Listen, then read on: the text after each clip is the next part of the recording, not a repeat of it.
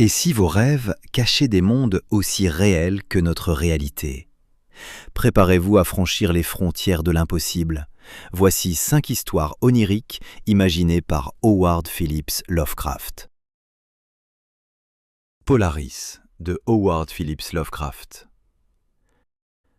Par la fenêtre nord de ma chambre, l'étoile polaire répand une lueur surnaturelle. Elle y brille durant toutes les longues et infernales heures de ténèbres.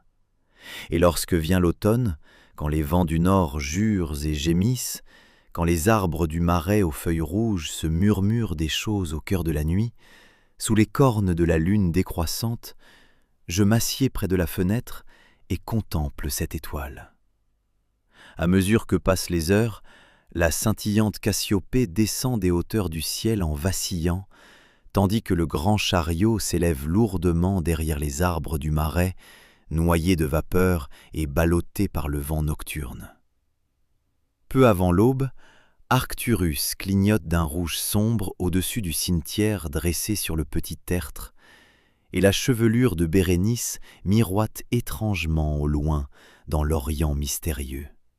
Mais l'étoile polaire continue de me dévisager depuis le même point de la voûte noire, clignant hideusement comme un œil dément qui veille et s'efforce de transmettre quelque étrange message, sans plus se rappeler qu'une seule chose, qu'il eut jadis un message à transmettre.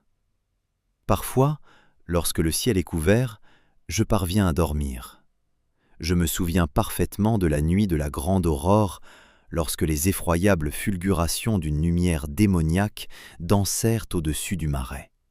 Après les rayons vinrent les nuages, puis je m'endormis. Et ce fut sous les cornes d'une lune décroissante que je vis la ville pour la première fois. Silencieuse et assoupie, elle reposait sur un étrange plateau encaissé entre d'étranges sommets. Ses murailles et ses tours, ses colonnes, ses dômes et ses chaussées étaient faits d'un marbre blafard. Dans les rues de marbre se dressaient des piliers de marbre dont les sommets avaient été sculptés à l'image d'hommes graves et barbus. L'air était chaud et parfaitement immobile. Et au-dessus, à peine à 10 degrés du zénith, brillait l'étoile polaire qui veillait. Longtemps je contemplai la ville, mais le jour ne vint pas. Lorsque la rouge Aldébaran, qui clignotait bas dans le ciel sans jamais se coucher, eut rampé sur un quart du cercle de l'horizon, j'aperçus de la lumière et du mouvement dans les maisons et les rues.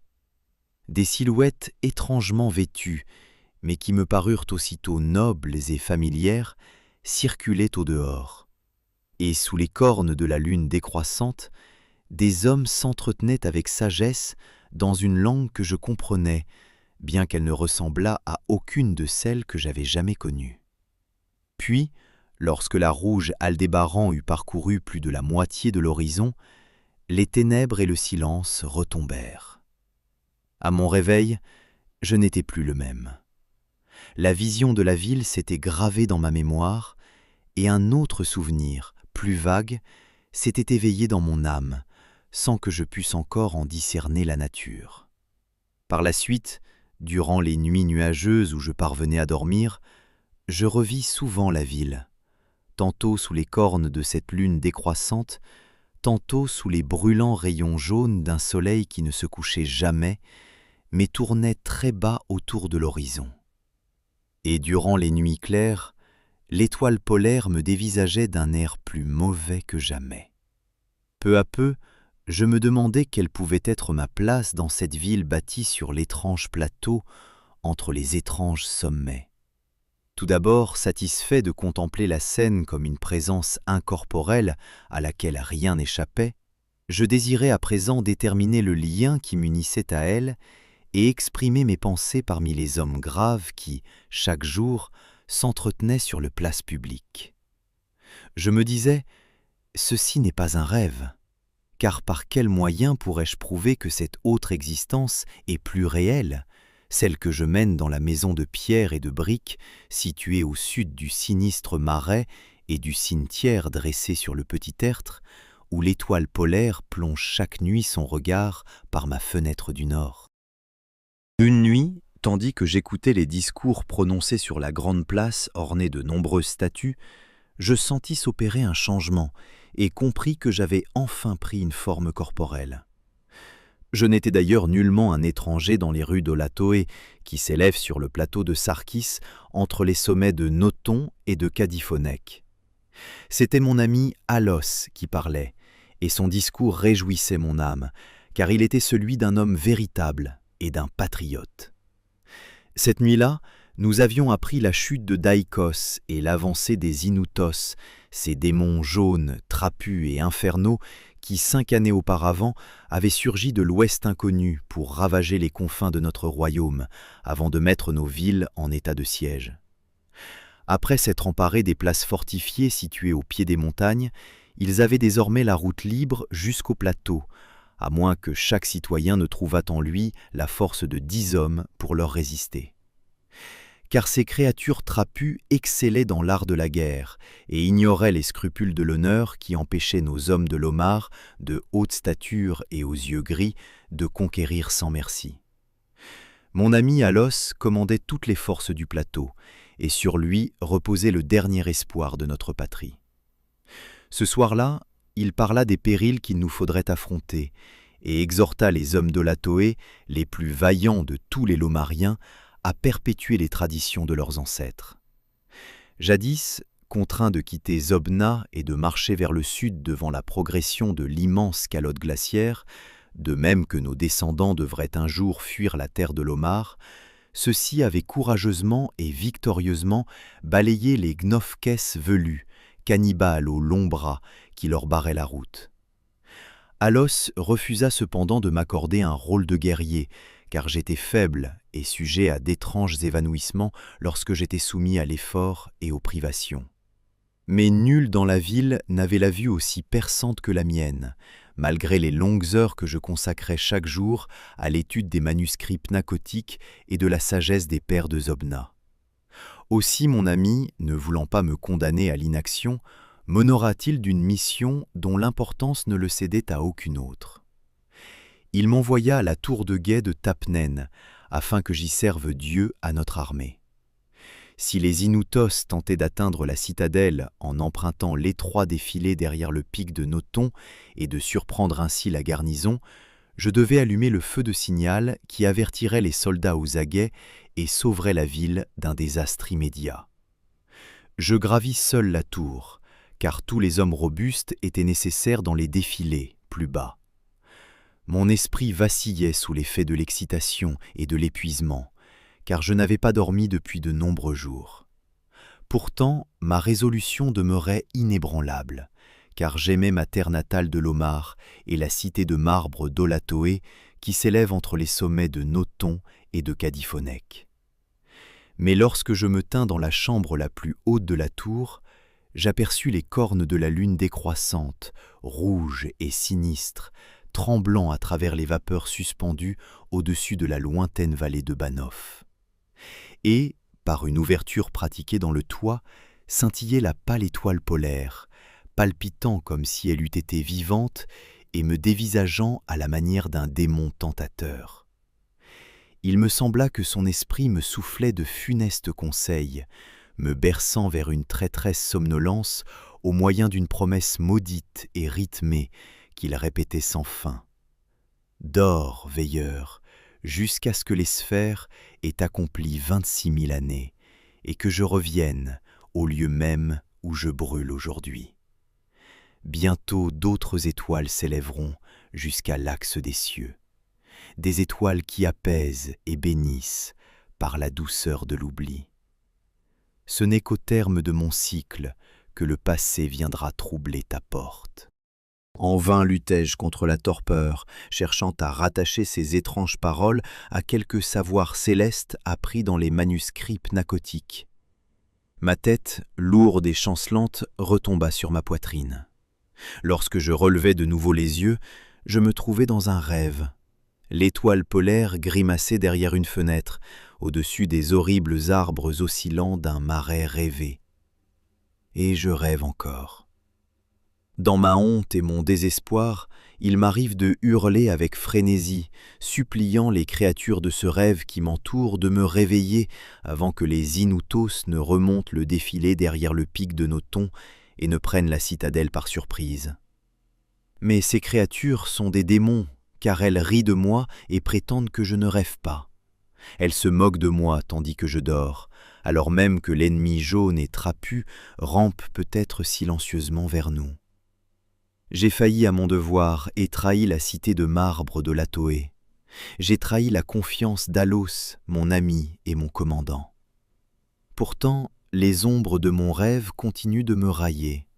Elles disent que la terre de l'Omar n'existe que dans mes visions nocturnes, que, dans ces contrées où l'étoile polaire brille haut dans le ciel, tandis que la rouge Aldébaran rampe au ras de l'horizon, il n'y a depuis des milliers d'années que de la glace et de la neige, et jamais aucun homme, hormis de petites créatures jaunes et trapues, flétries par le froid, qu'elles appellent les Esquimaux.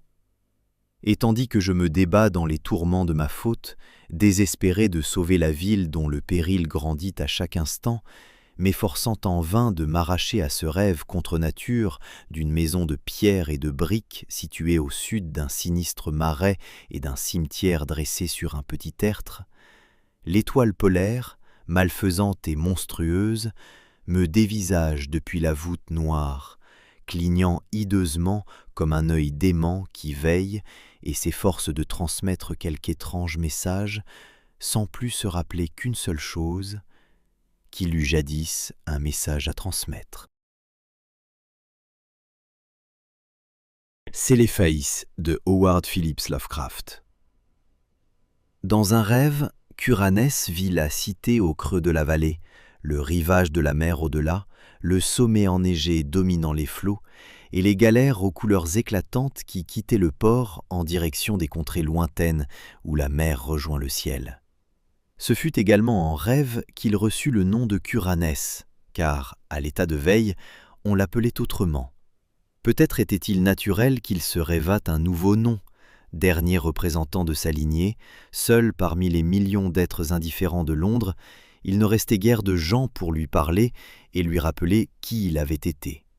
Sa fortune et ses terres avaient disparu, et le mode de vie de ceux qui l'entouraient ne lui inspirait aucun intérêt. Il préférait rêver et coucher ses songes par écrit. Ceux auxquels il montrait ses textes s'en moquaient, si bien qu'au bout d'un certain temps, il les garda pour lui, avant de cesser tout à fait d'écrire. Plus il se retirait du monde, plus ses rêves devenaient merveilleux. Tenter de les décrire sur le papier aurait d'ailleurs été parfaitement vain. Curanès n'était pas un homme moderne et ne pensait pas comme les autres écrivains. Tandis qu'il s'efforçait d'arracher à la vie ses robes brodées de mythes afin d'exposer, dans toute sa laideur nue, la chose immonde qu'est la réalité, Curanès ne recherchait que la beauté. Lorsque la vérité et l'expérience se montraient incapables de la lui révéler, il se tournait vers l'imagination et l'illusion, et la découvrait sur le seuil même de sa demeure, parmi les souvenirs vaporeux des récits et des rêves de son enfance. Rares sont ceux qui connaissent les merveilles auxquelles donnent accès les histoires et les visions de leurs jeunes années, car lorsque, enfants, nous écoutons et rêvons, nos pensées ne sont encore qu'à demi formées, et lorsque, devenus adultes, nous tentons de nous souvenir, le poison de la vie nous a rendus ternes et prosaïques. Pourtant, certains d'entre nous s'éveillent dans la nuit, hantés par d'étranges visions de collines et de jardins enchantés, de fontaines chantant au soleil, de falaises d'or surplombant des mers murmurantes, de plaines qui descendent vers des cités endormies de bronze et de pierre, ou de compagnies indistinctes de héros chevauchant des coursiers blancs richement caparaçonnés à la lisière de forêts profondes. Nous savons alors que nous avons regardé en arrière, à travers les portes d'ivoire, vers ce monde merveilleux qui était le nôtre avant que nous devenions sages et malheureux. Curanès retrouva brusquement l'ancien univers de son enfance. Il rêvait de la maison où il était né, la vaste demeure de pierre couverte de lierre où 13 générations de ses ancêtres avaient vécu et où il avait espéré mourir. La lune brillait, et il s'était glissé dans la nuit estivale chargée de parfums, traversant les jardins, descendant les terrasses, dépassant les grands chênes du parc, puis suivant la longue route blanche qui menait au village. Celui-ci paraissait très ancien, rongé sur ses bords comme la lune qui commençait à décroître, et Curanès se demandait si les toits pointus des petites maisons abritaient le sommeil ou la mort. De hautes herbes dressaient leurs lances dans les rues, et de chaque côté, les vitres étaient brisées ou le fixaient d'un regard voilé. Curanès ne s'était pas attardé, il avait poursuivi sa marche pesante, comme attiré vers un but par un appel. Il n'osait se soustraire à cette convocation, de peur qu'elle ne se révélât aussi trompeuse que les élans et les aspirations de la vie éveillée qui ne conduisent nulle part. Puis, une ruelle quittant la rue du village en direction des falaises de la Manche l'avait irrésistiblement entraîné, et il était parvenu au terme de toute chose, au précipice et à l'abîme où le village entier et le monde avec lui s'effondraient soudain dans le vide sans écho de l'infini. Là, même le ciel qui s'étendait devant lui demeurait vide, privé de la clarté de la lune qui s'effritait et des étoiles indiscrètes. La foi l'avait poussé en avant, par-dessus le précipice et jusque dans le gouffre, où il s'était mis à descendre en flottant, toujours plus bas, toujours plus bas. Il avait dépassé des rêves obscurs, informes et jamais rêvés, des sphères faiblement lumineuses qui pouvaient être des rêves inachevés et des créatures ailées dont les rires semblaient railler les rêveurs de tous les mondes.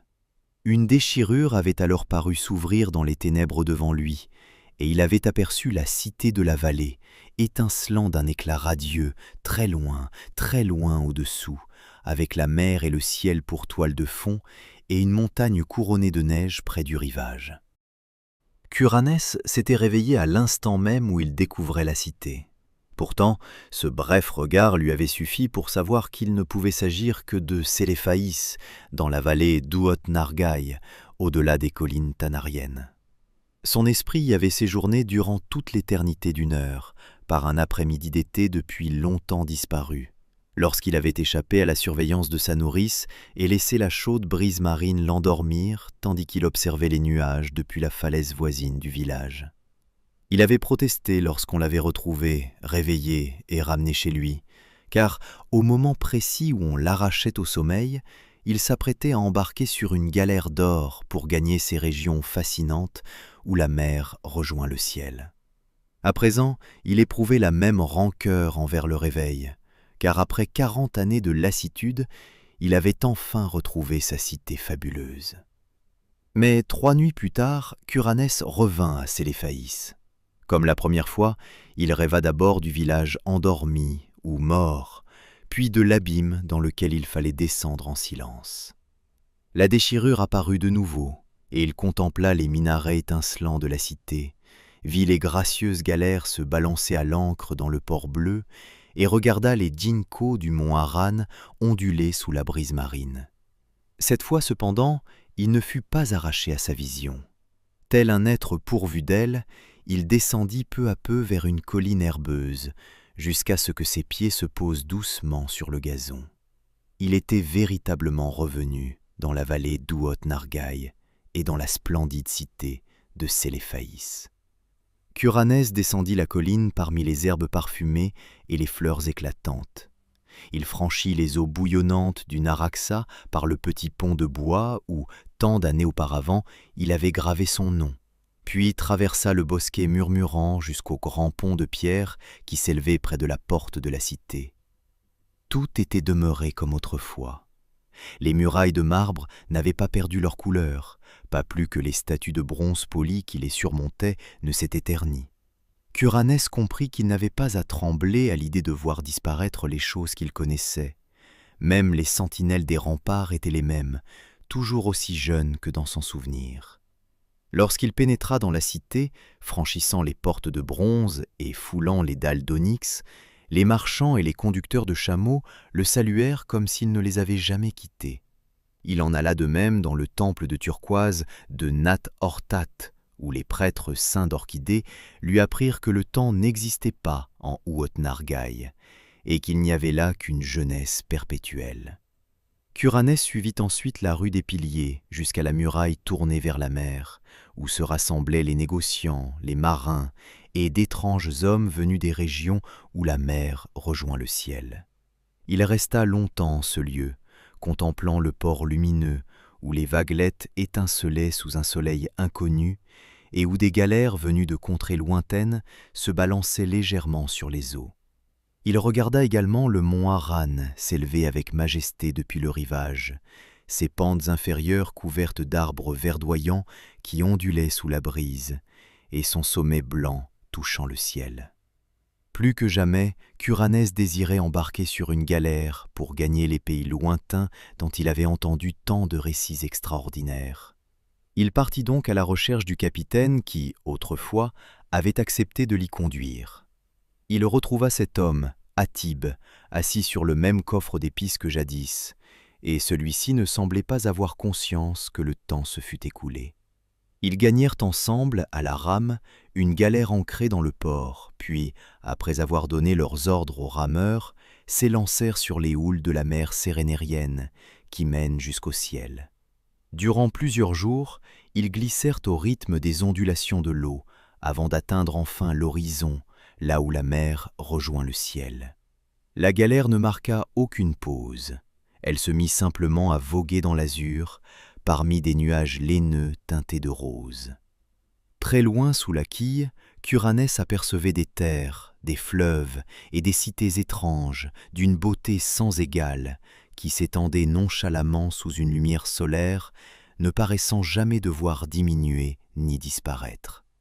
Atib lui annonça enfin que leur voyage touchait à son terme, et qu'ils entreraient bientôt dans le port de Séranian, la cité de marbre rose édifiée parmi les nuages, sur ce rivage éthéré où le vent d'ouest se déverse dans le ciel.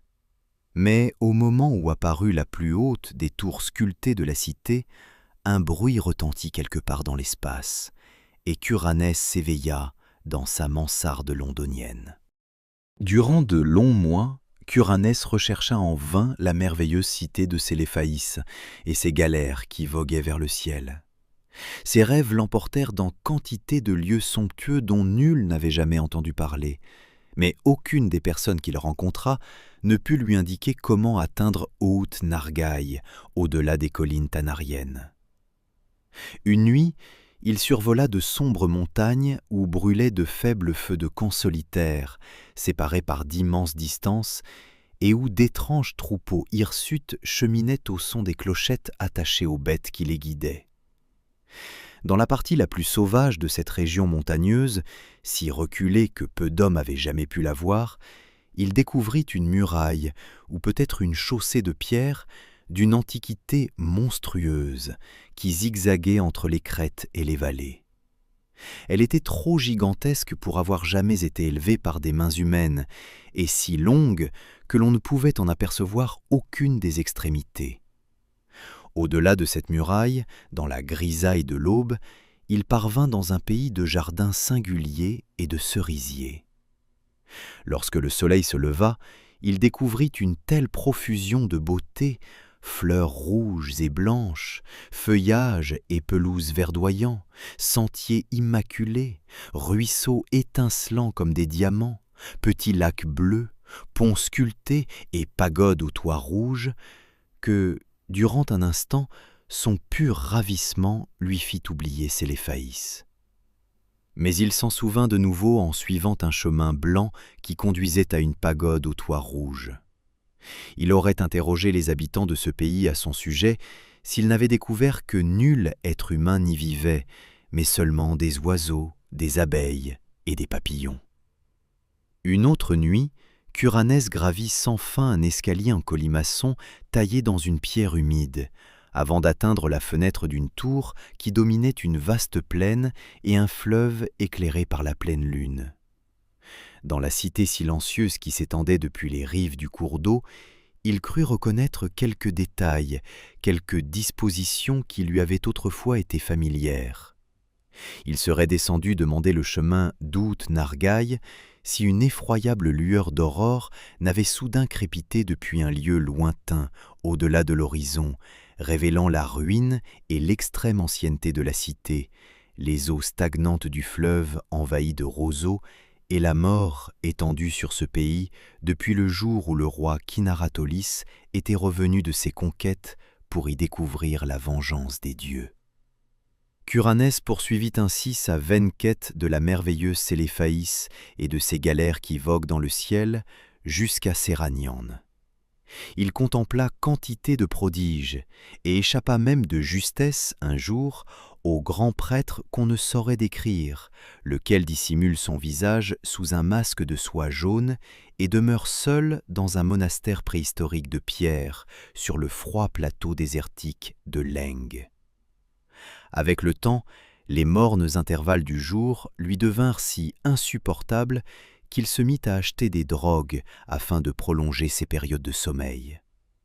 Le haschisch lui fut d'un grand secours et l'envoya même, une fois, dans une région de l'espace où les formes n'existent pas, mais où des gaz lumineux étudient les secrets de l'existence. Un gaz de couleur violette lui apprit que cette partie de l'espace se trouvait au-delà de ce qu'il avait appelé l'infini.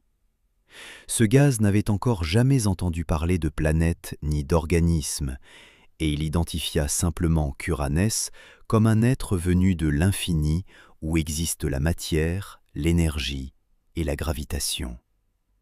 Désormais très désireux de retourner dans Séléphaïs aux innombrables minarets, Curanès augmenta les doses de drogue. Mais il finit par ne plus avoir d'argent et se trouva dans l'impossibilité d'en acheter davantage. Puis, un jour d'été, on le chassa de sa mansarde. Il erra sans but dans les rues, dériva jusqu'à franchir un pont et parvint dans un quartier où les maisons devenaient de moins en moins nombreuses. Ce fut là que vint enfin l'accomplissement, et qu'il rencontra le cortège de chevaliers venus de Séléphaïs pour l'y conduire à jamais. C'étaient de beaux chevaliers, montés sur des chevaux rouants, vêtus d'armures étincelantes et de tabards en drap d'or chargés d'étranges armoiries. Ils étaient si nombreux que Curanès les prit presque pour une armée, mais leur chef lui expliqua qu'ils avaient été envoyés en son honneur. Puisqu'il avait créé Ut-Nargai dans ses rêves, il devait désormais en devenir le Dieu suprême pour l'éternité. Ils donnèrent alors un cheval à Curanès, le placèrent à la tête de la cavalcade, puis tous traversèrent majestueusement les collines du Surrey en direction de la région où Curanès et ses ancêtres étaient nés. Une chose fort étrange se produisit. À mesure qu'ils avançaient, les cavaliers semblaient remonter le temps au galop. Chaque fois qu'ils traversaient un village au crépuscule, ils ne voyaient que des maisons et des hameaux tels que Chaucer, ou des hommes plus anciens encore auraient pu en connaître. Parfois, ils croisaient des chevaliers à cheval, accompagnés de quelques gens à leur service. Lorsque la nuit tomba, ils accélérèrent leur course et bientôt, d'une manière surnaturelle, ils semblèrent voler dans les airs. À l'aube incertaine, ils atteignirent le village que Curanès avait connu vivant durant son enfance et endormi ou mort dans ses rêves. Il était vivant à présent, et les habitants déjà levés s'inclinaient au passage des cavaliers qui descendirent la rue dans un fracas de sabots avant de s'engager dans la ruelle aboutissant à l'abîme du rêve. Jusqu'alors, Curanès n'avait pénétré dans cet abîme que la nuit, et il se demandait quel aspect il pouvait présenter en plein jour. Il observa donc avec inquiétude la colonne qui s'approchait de son bord. Au moment où il gravissait au galop la pente menant au précipice, une lueur dorée jaillit de quelque endroit situé à l'est et dissimula tout le paysage sous ses draperies resplendissantes. L'abîme était désormais un chaos bouillonnant de splendeurs roses et azurées. Des voix invisibles entonnèrent un chant triomphal, tandis que l'escorte de chevaliers plongeait par-delà le bord et descendait avec grâce parmi des nuages étincelants et des fulgurations argentées. Les cavaliers poursuivirent indéfiniment leur chute flottante, leurs destriers battant l'éther de leurs sabots comme s'ils galopaient sur des sables d'or. Puis les vapeurs lumineuses s'écartèrent pour révéler une clarté plus intense encore, celle de la cité de Séléphaïs, du rivage de la mer au-delà, du sommet enneigé dominant les flots, et des galères aux couleurs éclatantes qui quittent le port en direction des contrées lointaines où la mer rejoint le ciel. Dès lors, qu'Uranès régna sur Ut-Nargaï et sur toutes les régions voisines du rêve. Il tenait sa cour tantôt à Séléphaïs, tantôt à Séranian, façonné de nuages. Il y règne encore et y régnera éternellement dans le bonheur. Pourtant, au pied des falaises d'Innsmouth, les marées de la Manche se jouèrent cruellement du corps d'un vagabond qui avait traversé en titubant le village à demi-désert au lever du jour.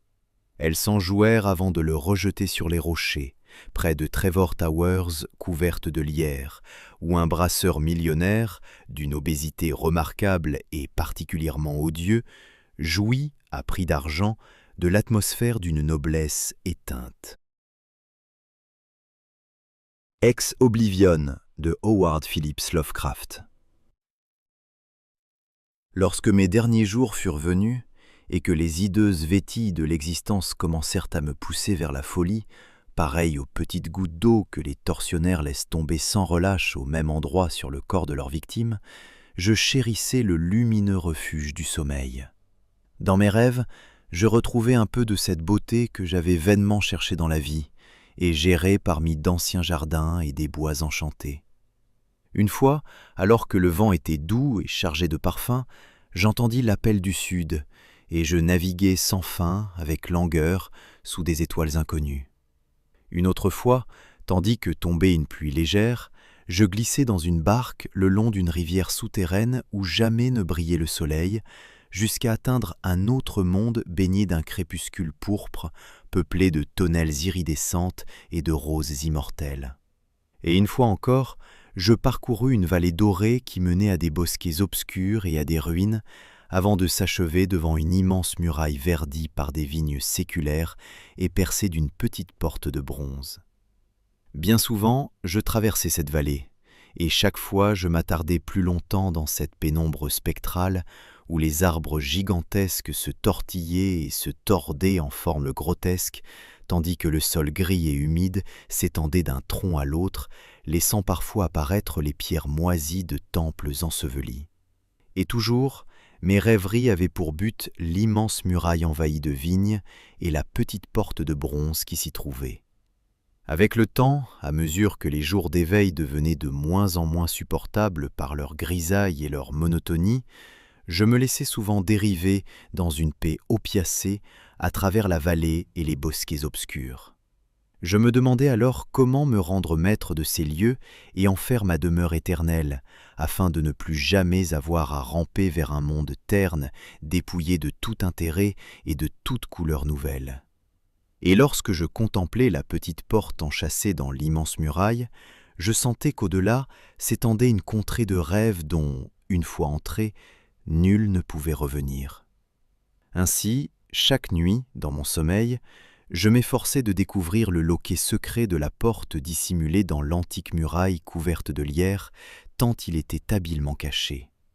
Et je me répétais que le royaume situé de l'autre côté n'était pas seulement plus durable, mais aussi plus beau et plus rayonnant. Puis, une nuit, dans la cité onirique de Zakarion, je découvris un papyrus jauni où étaient consignées les pensées des sages du rêve qui avaient autrefois vécu dans cette ville et dont la sagesse était trop grande pour qu'ils puissent jamais naître dans le monde de l'éveil. On y avait écrit bien des choses concernant le monde du rêve, et notamment un savoir relatif à une vallée dorée, à un bois sacré peuplé de temples et à une haute muraille percée d'une petite porte de bronze. À la lecture de ces connaissances, je compris qu'elles avaient trait au lieu que je hantais, et je me plongeai longuement dans le papyrus jauni. Certains sages du rêve décrivaient avec magnificence les merveilles qui s'étendaient au-delà de l'infranchissable porte, tandis que d'autres parlaient d'horreur et de déception. Je ne savais lesquels croire, mais mon désir de pénétrer à jamais dans cette terre inconnue ne cessait de croître. Car le doute et le secret sont les plus puissants de tous les attraits, et aucune horreur nouvelle ne saurait être plus terrible que la torture quotidienne de la banalité. Aussi, lorsque j'appris l'existence d'une drogue capable de déverrouiller la porte et de me pousser à la franchir, je résolus de l'absorber à mon prochain réveil. La nuit dernière, j'avalai la drogue, et me laisser flotter comme en rêve jusqu'à la vallée dorée et aux bosquets obscurs. Lorsque j'atteignis cette fois l'antique muraille, je vis que la petite porte de bronze était entr'ouverte. Une lueur venue de l'autre côté éclairait étrangement les arbres géants aux formes tourmentées, ainsi que les sommets des temples ensevelis, et je poursuivis ma dérive, comme porté par un chant, dans l'attente des splendeurs de cette contrée dont je ne reviendrai jamais. Mais lorsque la porte s'ouvrit davantage et que l'enchantement de la drogue et du rêve me poussa au-delà du seuil, je compris qu'il en était fini de toute vision et de toute splendeur. Car dans ce nouveau royaume, il n'existait ni terre ni mer, mais seulement le vide blanc d'un espace inhabité et sans limite. Alors, plus heureux que je n'avais jamais osé espérer l'être, je me dissolus de nouveau dans cette infinité originelle d'oubli cristallin, d'où la vie, ce démon, m'avait appelé pour une heure brève et désolée.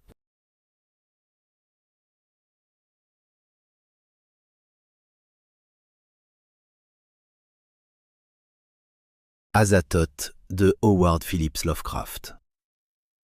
Lorsque le monde entra dans son grand âge et que l'émerveillement déserta l'esprit des hommes, lorsque des cités grises dressèrent sous des ciels enfumés leurs hautes tours sinistres et laides, dans l'ombre desquelles nul ne pouvait plus rêver au soleil ni aux prairies fleuries du printemps, lorsque le savoir dépouilla la terre de son manteau de beauté et que les poètes ne chantèrent plus que des spectres difformes contemplés par des yeux troubles tournés vers l'intérieur, lorsque tout cela fut advenu et que les espoirs de l'enfance se furent éteints à jamais, un homme s'aventura hors de la vie, en quête des espaces où s'étaient réfugiés les rêves du monde. On sait peu de choses du nom et de la demeure de cet homme, car il n'appartenait qu'au monde de l'éveil. On raconte seulement que l'un comme l'autre était obscur. Il suffit de savoir qu'il vivait dans une cité aux hautes murailles, où régnait un crépuscule stérile, et qu'il peinait chaque jour au milieu des ombres et du tumulte. Le soir, il regagnait une chambre dont l'unique fenêtre ne donnait ni sur des champs ni sur des bosquets, mais sur une cour obscure, où d'autres fenêtres fixaient le vide avec un morne désespoir. De cette ouverture, on ne voyait que des murs et des vitres, sauf lorsque, penché très loin au dehors, on levait les yeux vers les petites étoiles qui passaient là-haut. Et comme de simples murs et de simples fenêtres finissent bientôt par rendre fou un homme qui rêve et lit beaucoup, l'habitant de cette chambre prit l'habitude, nuit après nuit, de se pencher au dehors et de scruter les hauteurs, dans l'espoir d'entrevoir quelques fragments de ce qui existait au-delà du monde éveillé et de la grisaille des grandes cités.